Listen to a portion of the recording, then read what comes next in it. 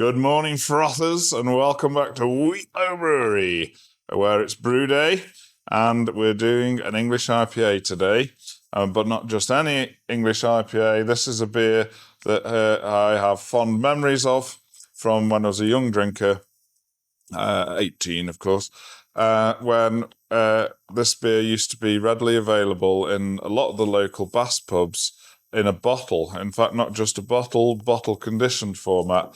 And the beer is called Worthington White Shield. Part of the Bass family at that time in the 90s, and all the Bass pubs would have warm bottles sitting on the shelf of White Shield next to the gold label, the baby shams, and all the other things, and the warm orange juice acid. This was a beer that we'd drop on if we fancied a beer with some hops in, because Bass and Worthington Best Bitter, the green badge, they were the two commonly on cask at the time.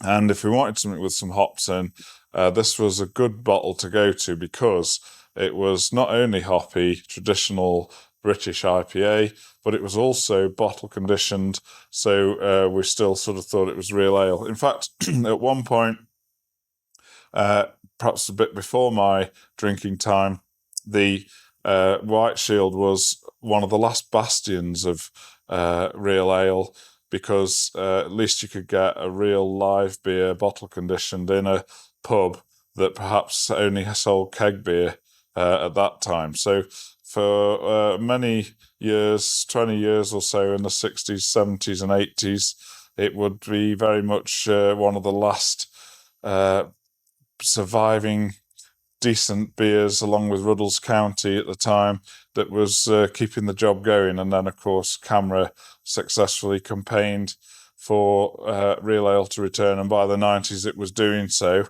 And that's why we had Bass and Worthington available on cask in many of the pubs. But this beer is quite traditional, and I've been brewing it for many years. And since I got my first brewing book, 1993, Brew Your Own Real Ale at Home, and the evidence is in the book because it's very well thumbed, and that's the page on the White Shield.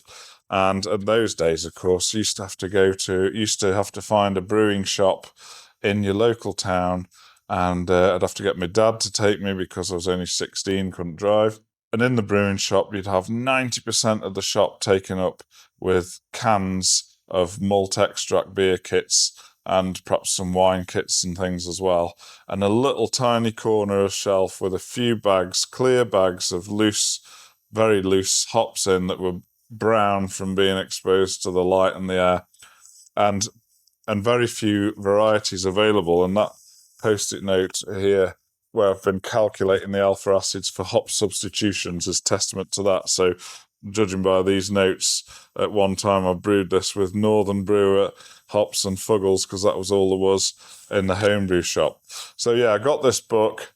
I was just amazed to see that there was recipes not only available, but also that you could do it at home. You could actually brew beers that I'd already heard of, like Bass, White Shield, and Guinness as well was another one at that time. And so I made, according to the sort of guidance at the beginning of the book, I made my own kit from buckets and an old Burco boiler, and just jumped in at the deep end, all grain brewing at 16 in the mid-90s. So very fond memories of this beer, both as a drinker in the pub and one of my first homebrew attempts as well.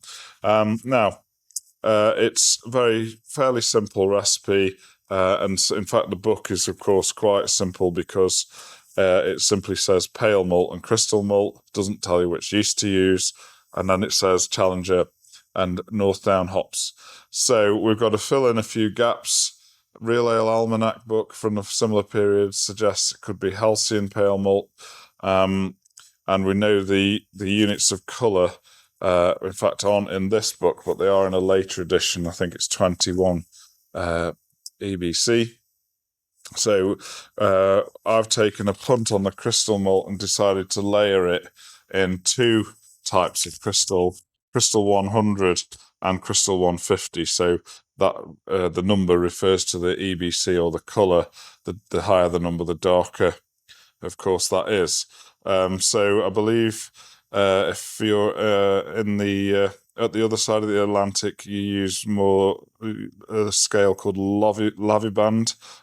Crystal 150 is 60 Laviband, and Crystal 100 is less. I'm not sure, maybe 40 perhaps.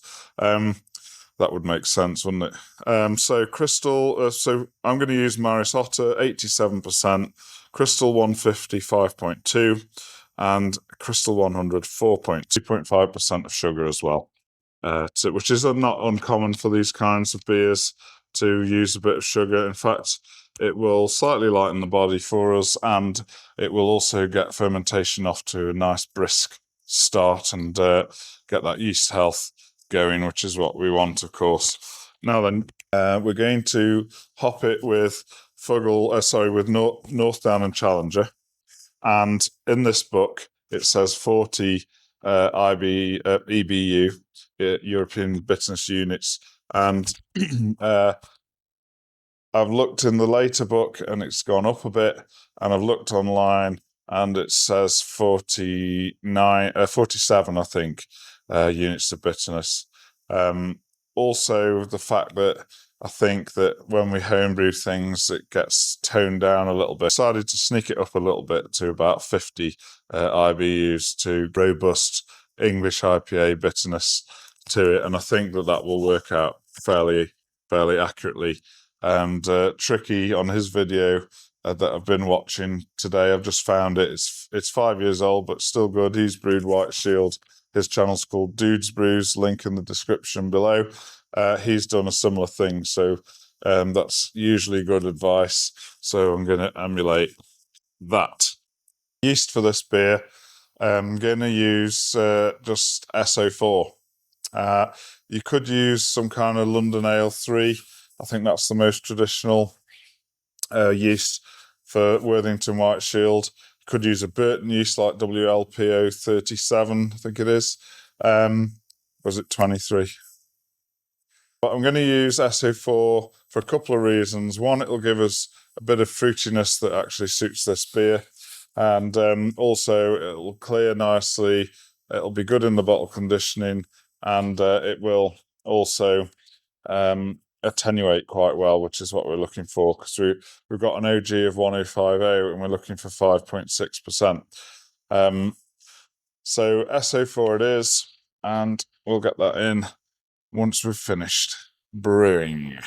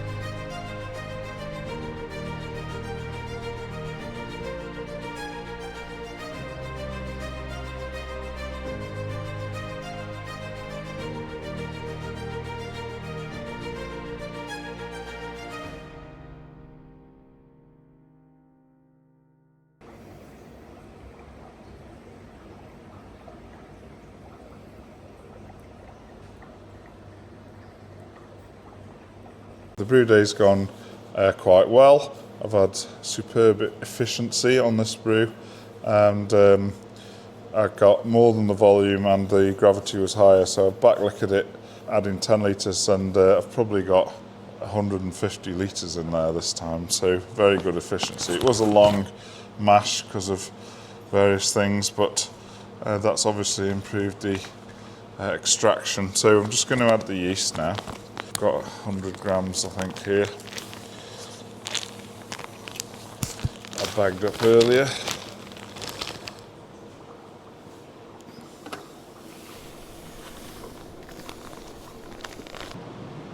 So no pressure of course on this one, it's just an ale fermentation, so I'll get it into place. Oh, it's certainly full.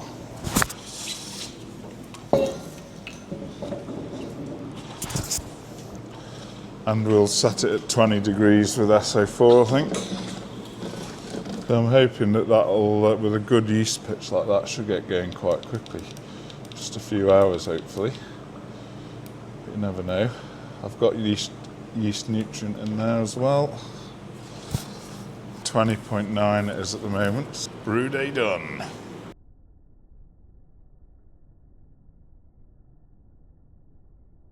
Good morning. The White Shield is now finished fermenting. It's cooled down to about 6 degrees, and I'm busy washing some casks, or sanitising some casks, ready to put the White Shield into cask. Even though we want it bottle conditioned, or at least some of it, we're going to put it into cask first. So I'll get these casks sanitised,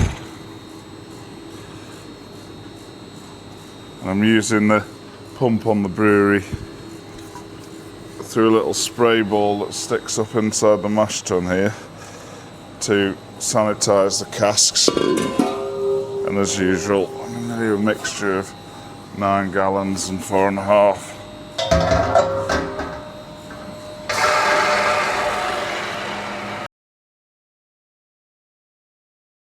Right, we're filling the casks now. Just starting to clear.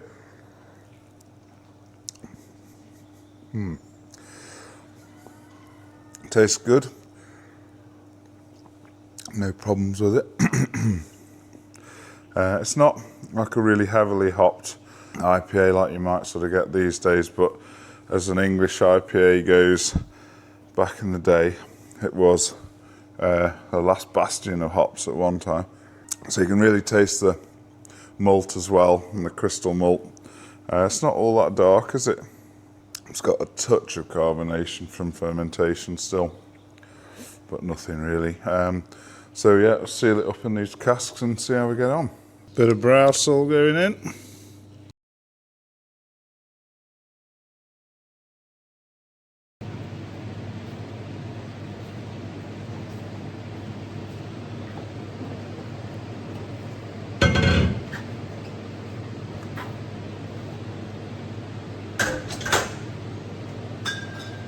Right, so that's the White Shield tucked up in the cellar for now, and we'll come back to that for tasting later in the video. Right, now I've got in here a cask of White Shield, 9 gallon cask of Birkin, and what I want to do is bottle condition it. So hopefully you're going to open this and it won't fizz up everywhere, because if it does, that'll make it cloudy. I'll have to leave it to settle. But it is sort of 19 degrees in here, so it's quite likely it will fizz up. So let's open it and find out. Just nice and gentle. Stage is to hammer the tap in. See if that makes a mess. I only barreled this quite recently. Good enough, I think.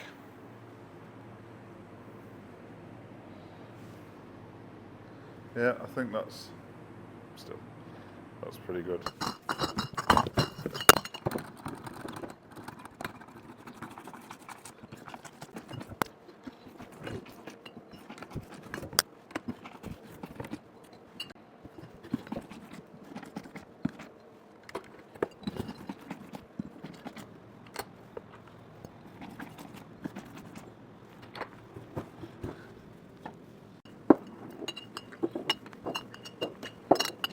I've got another bottle conditioning method to show you, and it's a lot easier than all the faffing around I did with the dry pour, where you bright barrel it, mix the yeast and sugar in the barrel, and then bottle from that barrel. This time I've opened the barrel, it's bright because it's settled. I'm feeding it straight into the bottler. I'm going to pop a sugar carbonation drop in each bottle and then just fill them with beer. Now, although the beer's clear, just taking a sample, it has got yeast in it. It will have yeast in it, just not much. So it might take a bit longer to bottle condition. So it'll be interesting to compare then the sediment from the dry pour with all the faffing around and using that F2 compared to this, which I regard as a lot easier. So first job is to get these in. This beer tends to get over carbonated in the bottle. So I'm just going to put one in.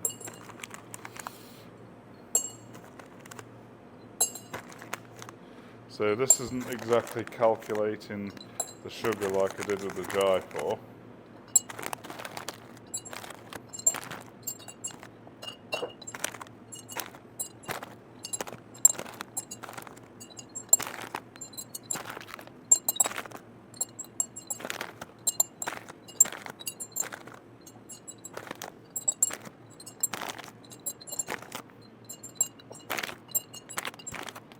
So let's make a start.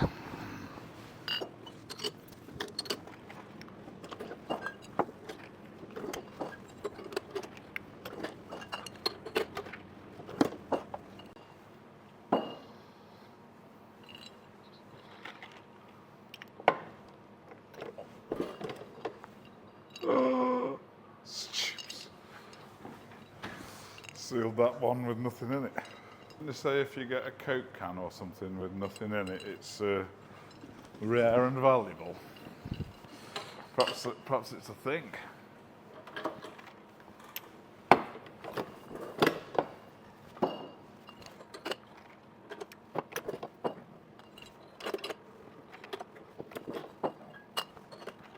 There we go, 70 odd bottles, whatever it is, all done.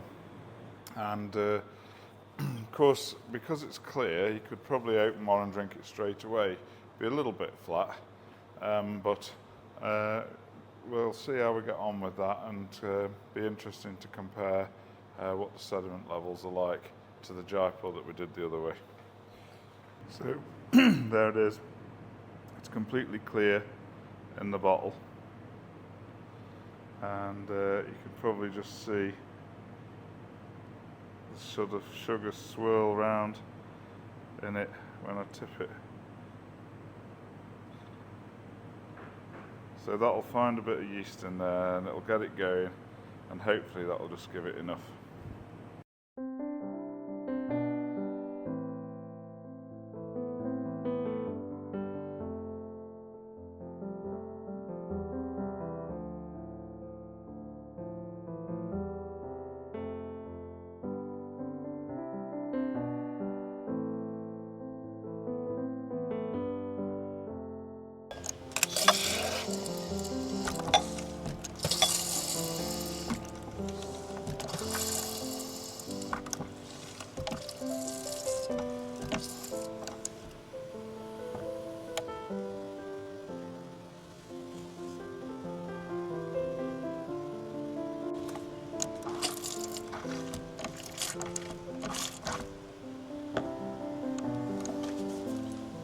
So here I've got Worthington White Shield, handcrafted at Wheatlow Brewery, poured from the cask, and it's beautiful and clear. It'll clear up a bit more once it's settled.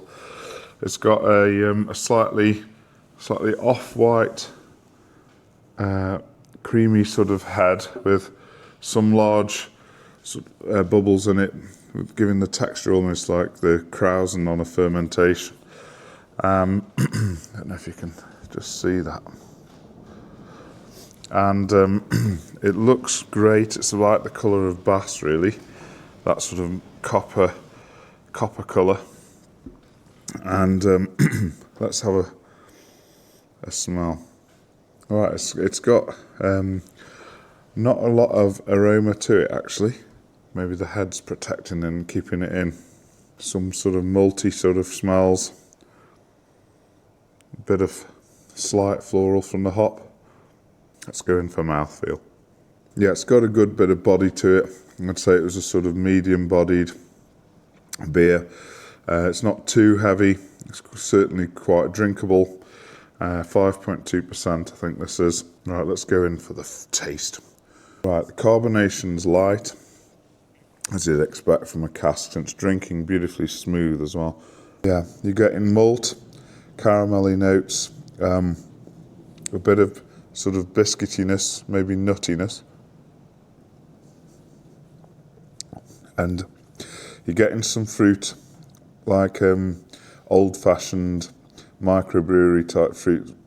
The SO4 is classic for that kind of thing, particularly apple, that kind of, not green apple like an off flavour, but just a faint appley flavour to it.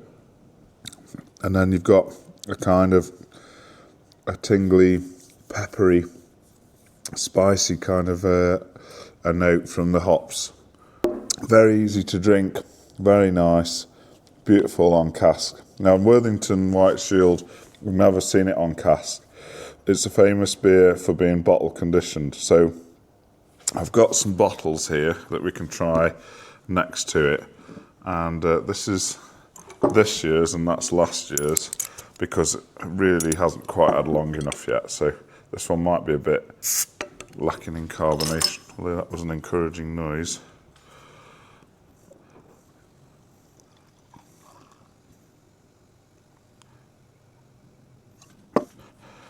So almost as equally bright. I've perhaps disturbed a little bit of the yeast when pouring it, but it's pretty good, and it has actually got some carbonation, so it's getting there.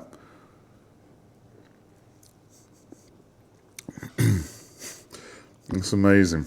The taste of the bottle conditioned beer, it could be just another beer, and yet this is from the same fermenter, the same batch. They've all been casked at the same time, and then we've bottled this from the cask, as you've probably seen earlier in the video. Now the head is a little bit looser on this bottle conditioned beer, but obviously it's the same colour. And the amazing thing is that the carbonation does something to this beer, and it brings it alive. It mixes with the peppery, spicy stuff that I mentioned earlier from the hops. The sensation of the tingling of bubbles on your tongue sets those off and kind of bursts the flavour into your mouth as each little bubble bursts. And so it tastes really hoppy, an amazing hoppy taste on your mouth. Whereas this one, from the cask with the low carbonation, is more muted. I find that fascinating. And this is a beer that was always bottle conditioned, and you can see why, because it probably is a matter of opinion. I think it's really nice on cask, and it's smooth and it's easy to drink. But this is like something special because of the way that the carbonation sets it off, and hoppiness in your mouth is beautiful. So it's really a beer, and I don't think I ever thought I would say this, it's perhaps a beer that is better bottle conditioned than it is on cask. Shall we try the one that's a year old and see what that's like? Now, this is your challenge with bottle conditioning. Is it going to fizz up and go over? Now, that's what Worthington White Shield always used to do, of course, but that's when it's been on a warm pub shelf. This one has been in the fridge. I'll just open it really carefully. I can see the bubbles coming up as I release the gas. There it goes. So it's really hard to judge how much priming sugar to put in a bottle. Yes, you can calculate it, but that doesn't take into account two things. One, how much carbonation is already in the beer. And secondly, how much sort of really slow, hardly fermentable sugars are going to actually ferment in the bottle over time. So as you can see, it's reluctant to stop the pour because once you tilt it back, you've sort of disturbed the sediment. But now that is not unfamiliar. That would be how you'd get your, albeit probably cloudy rather than clear, that would be how you'd get your bottle in the 90s in the pub. So that's why when I did bottle this batch, I was quite careful about how much sugar to put in. So I just put one of those carbonation drops in, whereas I think on the instructions it said 2 or more, because I know that this beer, having brewed it for years, I know that it continues to carbonate over months and months and months, even in this case when it's been in the fridge. It does look good. And if you look at the carbonation rising, can you see that the bubbles look really fine? There isn't a great deal in it. It has changed a little bit over the last year, I suppose, that this has been hanging about. The hops have just gone a little bit, perhaps a bit more muted, but there's hardly anything in it. And again, the carbonation's setting those hops alive on your tongue. And look at this bottle here, just frothing over. Frothing ale, frothing over the bottle into the frothing glass.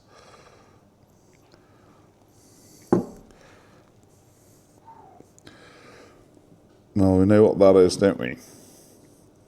It's ale, and it's covered by a protective layer of foam. I wonder how to describe it. So, overall, I'm really pleased with this beer. We name it, by the way, Whitworth White Shield, named after Chris Whitworth, who was a family friend and sadly passed away quite a few years ago. But he was a brewer and director at Bass, and he loved his White Shield. And one of the local organisations that he was involved in used to always have a White Shield with him when they met, and so it was. It's been nice to be able to brew this beer for them to try again in those meetings, so that they can enjoy a White Shield and remember Chris. So it's really a nice thing to do, to resurrect a beer that's been, what should we say, completely destroyed by a big business, or should we just say overlooked and forgotten?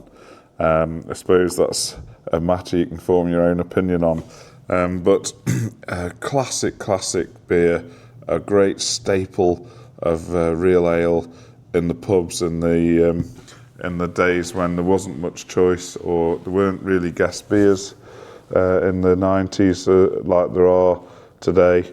And if you wanted something a bit hoppier, then this is what you'd have to drop on if you had much in your glass after the froth of pouring it. Which one would I continue to drink as a priority? Cask is it's beautiful, it's smooth, it's easy drinking, but now we've tasted how the hops come alive with this carbonation. I do think the bottle condition is the better one, but you have to, when you're a home brewer and you're experimenting, you do have to drink your mistakes. So I guess I'm going to have to drink all of these.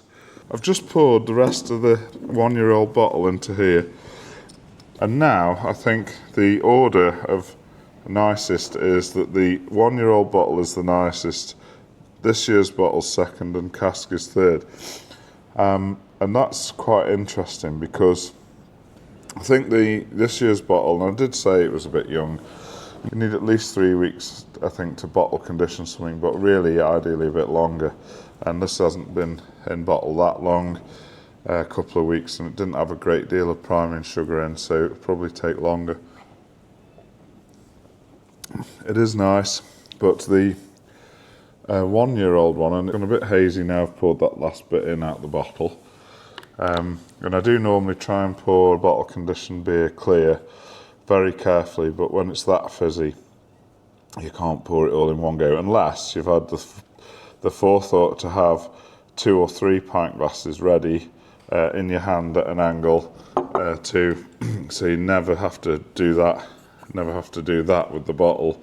You can always just keep it like that and move it along the pints. But having a bit of haze in there hasn't done it any harm. Absolutely beautiful. It's a classic beer. That is delicious. And it just shows you as well that bottle conditioning is, you can't keep a bottle conditioned beer forever. I used to having it for 10 years or something, but for a year or 2 or 3, depending on how strong it is and how hopped it is, I think possibly this is evidence that they do continue to improve, because that is definitely ahead of that now. Once again, very enjoyable experiment. So whilst I get stuck into these, we'll leave you to carry on with your day. Thanks for watching. Don't forget to give us a thumbs up and subscribe to the channel so that you won't miss any vital froth and upcoming videos.